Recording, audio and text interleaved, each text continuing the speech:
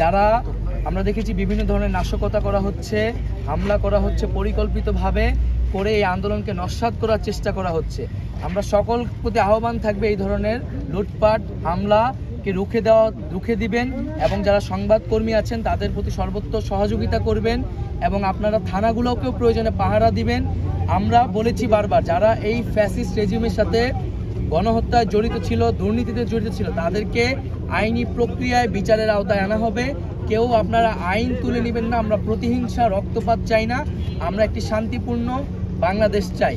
আর আমরা একটি কথা বলে শেষ করছি যে আমাদের আজকে আমরা 15 জনের একটি সদস্য এসেছিলাম, আমাদের প্রতিনিধি দল এসেছিলাম, আমাদের সমন্বয়কদের পক্ষ থেকে 11 জন এসেছিলেন, আর আমাদের লিয়াজু কমিটির পক্ষ থেকে মাহফুজ আলম এবং নাসির আবদুল্লাহ এসেছিলেন, এবং আমাদের শিক্ষকদের পক্ষ থেকে অধ্যাপক আসিফ নজরুল স্যার এবং অধ্যাপক তানজিম উদ্দিন স্যার আমাদের সাথে আজকের আলোচনা ছিলেন। আমরা 3 বাহিনী প্রধান এবং মহামান্য রাষ্ট্রপতির সাথে আমাদের লিয়াজু কমিটির 2 সদস্য এবং আমাদের সমন্বয়কদের পক্ষ থেকে 2 জন আলোচনা করেছি।